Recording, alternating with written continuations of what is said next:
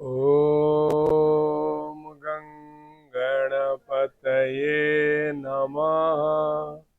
या कुंदेन्दु तुषारहार धवला, या शुभ्रवस्त्रावृता, या वीणावरदण्डमण्डितकरा, या श्वेतपद्मासना, या ब्रह्माच्युतशङ्कर प्रभृतिभिः देवी सदा वन्दिता, सा मां पातु सरस्वती भगवती निःशेष जाड्यापः।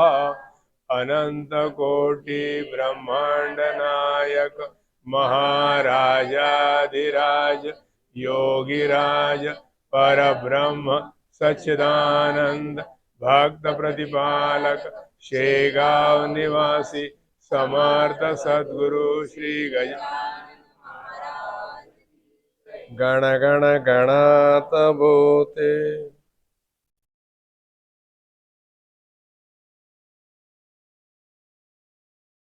ओम गजानन नमो नमः, श्री गजानन नमो नमः, जय गजानन नमो नमः, गुरु गजानन नमो नमः। ओम गजानन नमो नमः, श्री गजानन नमो नमः, जय गजानन नमो नमः, गुरु गजानन नमो नमः। ओम गजानन नमो नमः, श्री गजानन नमो नमः, जय गजानन नमो नमः, गुरु गजानन नमो नमः। ओम गजानन नमो नमः, श्री गजानन नमो नमः, जय गजानन नमो नमः, गुरु गजानन नमो नमः। समर्थ सद्गुरु श्री गजानन महाराज की जय। गण गण गणात बोते। एकदा आनंदाने म्हणा जय गजानन। महाराजांच्या चरणी म्हणा, पहाटे पहाटे म्हणा, संदीप भाऊच्या घरी म्हणा, चेहरा हासरा करून म्हणा, एकदा पुन्हा म्हणा जय गजानन। आज महाराजांची कृपा बघा, प्रत्येकाच्या जीवनामध्ये किती आनंद आलेला आहे। तुम्ही आठवण करा, जेव्हा तुम्ही महाराजांच्या चरणी या वयाचे होते, आपण जन्म झाल्याबरोबर तर नाही आलो एकदम इकडे, तो काळ गेला आपला, तो काळ आठवा आणि आजचा काळ आठवा की तुमच्या जीवनामध्ये किती परिवर्तन आलेलं आहे। हा एक तप आहे। प्रभू श्री रामचंद्रजी 14 वर्षाकरिता वनवासामध्ये गेले होते, तसाच महाराजांचा एक भक्त, त्याला सुद्धा 14 वर्ष लागले महाराजांच्या चरणी सेवा करायला, तेव्हा कुठं त्याचं मनोरथ पूर्ण झालं। इतकं सोपं नसते की आज आपण सुरू केलं पटकन सर्व झालं, असं नाही राहत, वेळ लागतो। जन्मजा स्वभाव जो आपला आहे तो पटकन काही बदलत नाही, हळूहळू बदलतो आणि त्याला वेळ लागत राहते। एक महाराजांचा भक्त होता, अत्यंत गरीब, शेतीवर बिचारा मजुरी करत होता, त्याचं नाव होतं तुकाराम शेगोकार। त्याचा नित्य नियम होता, जसा तुमचा नित्य नियम आहे, सकाळी उठल्याबरोबर काय म्हणायचं, गण गण गणात बोते। त्याचप्रमाणे त्याचा एक नियम होता की महाराजांच्या मठावर जायचं, महाराजांचं चरण दर्शन करायचं आणि नंतर महाराजांना एक सारखं बघत राहत होता। जेव्हा महाराज होते तेव्हाची गोष्ट आहे, एक सारखा बघत राहत होता। आणि तो गरीब बिचारा शेतीवर मजुरी करणारा नंतर शेतीवर मजुरी करण्याकरिता जात होता। एकदा काय झालं, सकाळी मजुरी करता करता, शेतीवर काम करता करता एक शिकारी तिथं आला, त्याला छर्रे मारून सस्याला मारत होता। एक याच्या तुकारामाच्या मागे त्याला पांढरा ससा दिसला, त्याने बरोबर बंदुकीचा नेम धरला, तो छर्रा बिचाऱ्याच्या याच्या तुकारामच्या कानाच्या आतमध्ये जाऊन इस्थ जाऊन मस्तकी शिरून गेला। पुष्कळ नवस केले, पुष्कळ डॉक्टरांना दाखवलं, पुष्कळ जागी दाखवलं बिचाऱ्या गरीब माणसांना, परंतु काही अंतर आलं नाही। रात्रभर झोप लागत नव्हती, डोकं कसं भन भन भन भन करत होतं, दुखत होतं आणि खूप त्रास होता त्याला. त्याने विचार केला की आता मी करू तर काय करू. त्याचा एक मित्र होता तुमच्यासारखा भक्त महाराजांचा. त्याने म्हटलं तू तुकारामा काहीच नको करू, तू फक्त महाराजांच्या मठामध्ये सेवा देणं सुरू कर. सेवा म्हणजे तुम्हाला कळतं सर्व, तुम्ही स्वतः करता. त्यांनी मठाला स्वच्छ ठेवणं सुरू केलं, झाडझूड करणं, पोछा लावणं, सगळं सगळं सगळं. आणि महाराजांचे चरणी नमन करत होता. दुःख त्यानं सहन केलं. किती वर्ष? 14 वर्ष त्याने दुःख सहन केलं. जसं प्रभू श्री रामचंद्रजींनी 14 वर्ष वनवास केला त्याप्रमाणे 14 वर्ष तप करायला लागले त्याला महाराजांच्या चरणी. तेव्हा कुठं महाराज प्रसन्न झाले. एकदा मठामधलीच गोष्ट आहे, पहाटे पहाटे मठ स्वच्छ करत होता, झाडझूड करत होता. आता झाडझूड काढताना आपल्याला वाकावंच लागते. वाकल्यानंतर अचानक त्याच्या कानातून जो मस्तकी छर्रा गेला होता तो या कानाच्या द्वारे त्या जमिनीवर पडला. तो त्यांनी बघितला आणि तो हातामध्ये घेतला, महाराजांच्या चरणी गेला आणि म्हणा लागला, महाराज कृपा झाली तुमची. त्या दिवसानंतर त्याचं डोकं दुखलं नाही, त्याला शांत झोप लागायला लागली नाही. असा संत सेवेचा प्रभाव झाला. आज महाराज नाही, महाराजांची समाधी आहे, तरी पण आपल्या महाराज सोबत आहे. जिथं कुठं गोपाराव हे सर्व मंडळी कार्य करतात महाराजांचं. जसं ताईच्या इथं एक खूप मोठा कार्यक्रम होणार आहे नोव्हेंबर डिसेंबर मध्ये. अशा वेळेस जर आपण सेवा दिली, कोणतेही काम असू द्या महाराजांचं, कोणताही कार्यक्रम असू द्या, दाखवायची गरज नाही, शोबाजी करायची गरज नाही, चुपचाप जर आपण सेवा केली तर महाराज ते सर्व बघत असतात आणि त्याचं फळ आपल्याला नक्की मिळते, बिलकुल नक्की मिळते. कधी कधी काय होते, पुष्कळ लोकांना वाटते की मी असेच घासत आहे, असंच माझं जीवन चाललेलं आहे. परंतु तुम्हाला खरं सांगू का, एकदम ही काही जादू नाही, चमत्कार नाही आहे. मागच्या जन्मीचे जे आपले चांगले कर्म, वाईट कर्म जे काही असतील ते तर या जन्मी आपल्याला भोगावेच लागतील. इतके मोठे प्रेमानंदजी महाराज वृंदावन मध्ये राहतात, त्यांच्या बिचाराच्या दोन्ही किडनी फेल झालेल्या आहे. तो बुवा पहाटे पहाटे नाही, रात्रच म्हणावं लागेल, 2:30 वाजता उठतो आणि मठाच्या बाहेर गेला तर हजारो लोक त्याचं दर्शन घेण्याकरिता दोन्ही बाजूला त्याचं दर्शन घेतात. प्रेमानंदजी महाराज इतका ज्ञानी, 1 रुपयाचा त्याला लोभ नाही, करोडपती त्याच्या चरणी येतात. आणि त्यांनी कित्येकदा म्हटलं, महाराज मेरे पास बहुत पैसा है, आपके आश्रम के लिए कितना पैसा होना बोलो, करोड़ 2 करोड़ 3 करोड़. त्याने म्हटलं, ये मुझे नहीं होना रे बाबा, तूने सिर्फ राधे राधे बोलना, ये मेरे लिए बहुत है. असे महाराज, त्यांना सुद्धा त्या किडनीचा त्रास भोगावा लागत आहे, बिचाऱ्याला डायलिसिस करावं लागत आहे. तो स्वतः म्हणतो, कबूल करतो की मागच्या जन्मीचे माझे काही वाईट कर्म असतील ते आता मी भोगत आहे, परंतु आता मी जे ज्ञान वाटत आहे, राधे राधे म्हणत आहे, त्याचा प्रभाव माझ्या जीवनावर होत आहे. आणि आपल्याला तसंच मानून चालायला लागेल की एकदम काही होणार नाही, वेळ लागेल, होता होता सगळ्या काही गोष्टी होतात. म्हणून एकच गोष्ट लक्षात ठेवा, या जिभेला पवित्र करा, बस. बाकी दुसरं आपल्याला टेन्शन घ्यायची काही गरज नाही. इथंच तीर्थ आहे, इथंच सगळं काय, इथंच गंगा, इथंच यमुना आहे, इथंच सरस्वती आहे. फक्त ही जीभ जी आहे याला जर तुम्ही मंत्रणाने ठेवलं तर आपल्या तोंडातून शिवा निघणार नाही, आपल्या हातून भांडण होणार नाही, आपल्या ज्या जिभेने चुगली निंदा होणार नाही, जे सर्वात मोठं पाप आहे. आता तुम्हाला काय सांगू, मोठ्या मोठ्या संतांनी ग्रंथामध्ये लिहून ठेवलेलं आहे, चुगली निंदा म्हणजे सुकर विष्ठा. आता सुकर विष्ठा तुमच्या लक्षात आलं असेल, त्याच्यापेक्षाही वाईट आहे. किती मोठं पाप आहे, ते होऊच शकत नाही. इथं फक्त या मंत्राला ठेवा, बाकी सर्व आपोआप होऊन जाते. एक सुंदर अशी कथा तुम्हाला फक्त 7 ते 8 मिनिटांमध्ये सांगतो. बोला जय गजानन. झोप वगैरे लागत नाही ना, पहाटे पहाटेची वेळ आहे. जय गजानन. एक सुंदर असा प्रसंग आहे आणि तो इतका आवडेल तुम्हाला, इतका आवडेल. मला काल रात्री 11:30 वाजता देवानी आज्ञा दिली, महाराजांनी आज्ञा दिली की उद्या हा प्रसंग तुला घ्यावायचा आहे. एक ब्राह्मण दंपती होती, पंढरपूरला विठ्ठलाच्या दर्शनाकरिता निघाले. दोघही सात्विक ब्राह्मण, दोघही पती पत्नी, एकदम विठ्ठलाचे परम भक्त. त्यांना रस्त्यामध्ये विचार आला की इथं आंबे दिसत आहे, हा व्यक्ती आंबे विकत आहे, विठ्ठलाच्या दर्शनाकरिता आपण चाललो, तर आपण असं करू, रसधार रसभरीत आंबे आपण घेऊ आणि विठ्ठलाला अर्पण करू. त्यांनी ते आंबे घेतले एका थैलीमध्ये आणि पंढरपूरला विठ्ठलाच्या दर्शनाकरिता निघाले. पंढरपूर आलं होतं, आता मंदिराकडे दर्शनाकरिता निघाले. आपल्या देवाला कुठं राहते, माझ्यासाठी आंबे घेतले, मला आंबे खायचे आहे, आत्ताच खायचे आहे. विठ्ठलाने एक छोटाशा बालकाचं रूप धारण केलं आणि धावत धावत त्यांच्याजवळ गेले आणि म्हणायला लागले, आई मला आंबे खायचे आहे, दे ना एक आंबा, मी चोखून खातो, मला खूप इच्छा होत आहे. त्या दोघांनी विचार केला की आपण विठ्ठलाच्या दर्शनाला चाललो, तरी पण हा जो छोटासा बालक आला आहे, याला जर आपण एक आंबा दिला तर का फरक पडणार आहे? नैवेद्य तर आपण लावू शकतो, नंतर आंबे धुवून टाकू आणि देवाच्या चरणी आपण अर्पण करून देऊ. एक आंबा त्या माऊलीने त्या छोट्याशा मुलाला दिला. त्या मुलाने त्याला चोखला आणि त्याचा रस पित होता.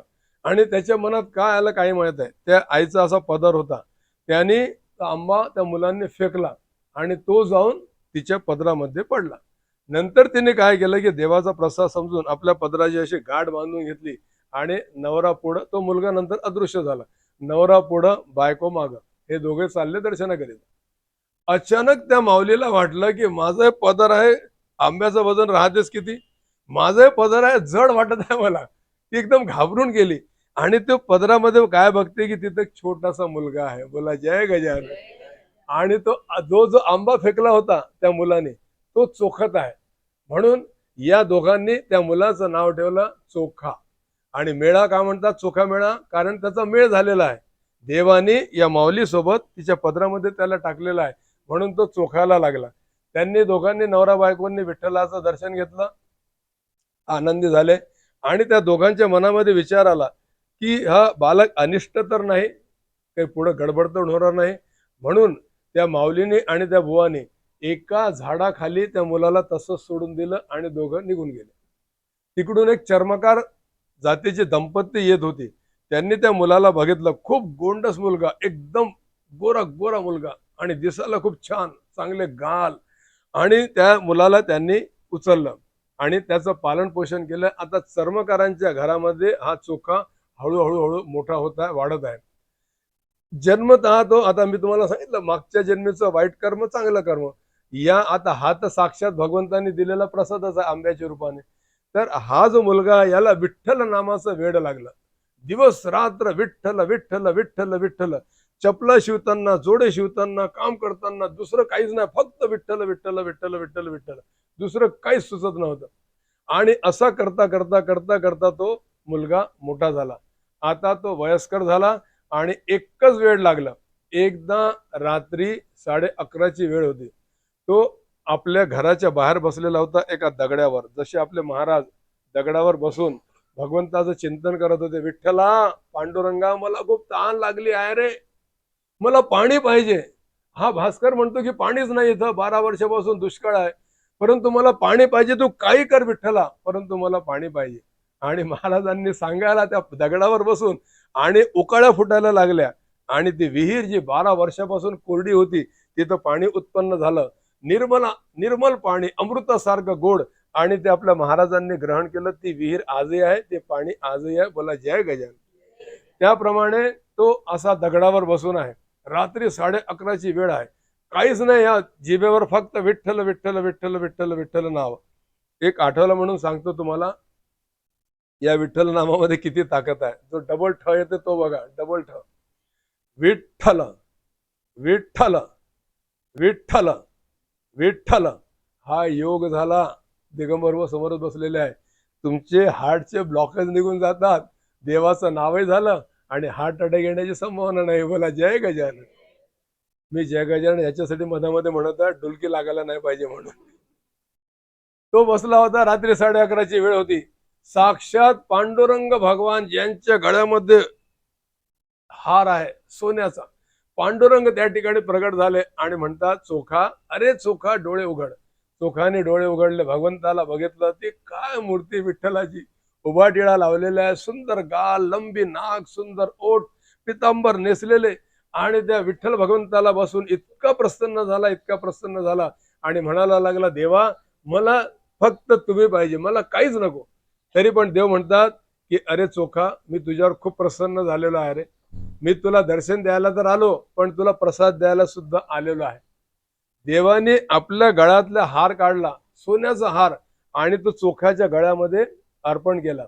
आणि देव तिथून अदृश्य झाले. कुठे गेले? आपल्या गर्भगृहामध्ये गेले.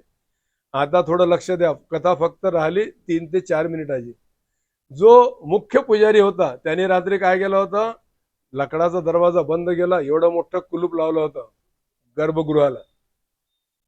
आणि त्यांनी ते कुलूप उघडलं, देवाचा दरवाजा उघडला आणि आतमध्ये मूर्तीजवळ गेला, देवाच्या पायावर डोकं ठेवलं आणि वर नेहमीप्रमाणे दर्शन करायला लागला.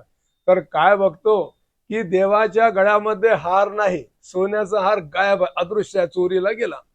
तसाच तो बाहेर पंडित धावत धावत आला, त्याचे पाय थरथर थरथर कापायला लागले आणि घाबरत घाबरत तो सर्वांना म्हणायला लागला दर्शनार्थ्यांना की देवाचा सोन्याचा हार चोरी गेला, देवाचा सोन्याचा हार चोरी गेला.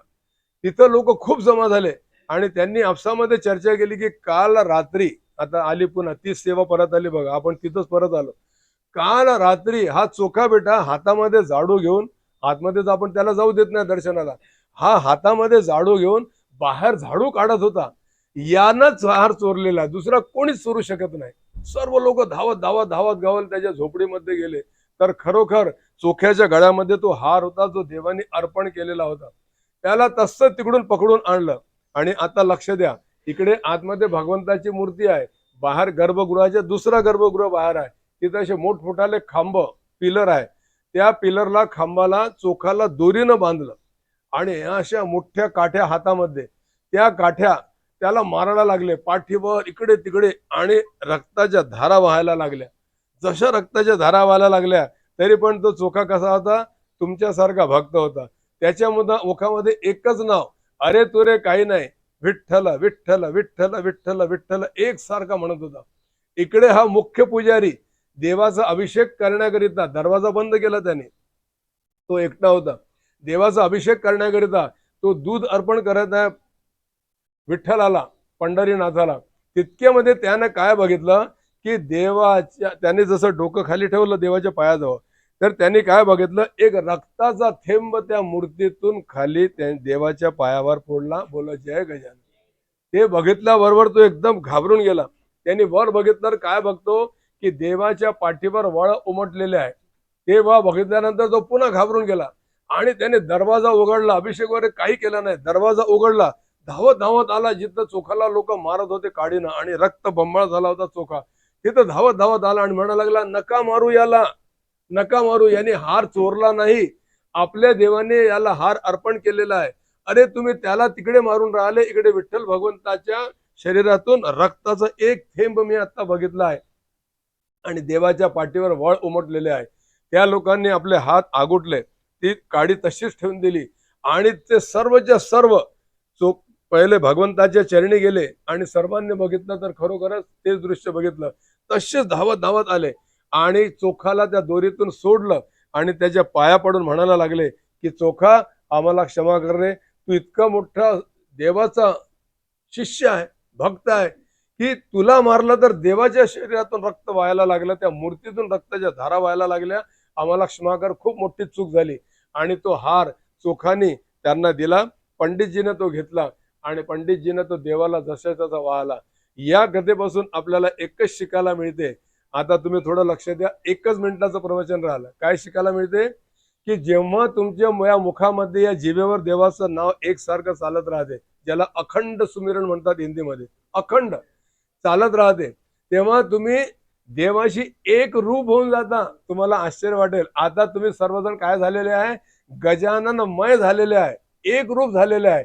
आता मात्र इथपर्यंत तुम्ही आले, ही पायरी चढले, इथपर्यंत आले, आता मात्र खाली येऊ नका, वर जाण्याचा प्रयत्न करा. प्रवचन संपलं. समर्थ सद्गुरु श्री गजानन महाराज. गण गण गणात बोते.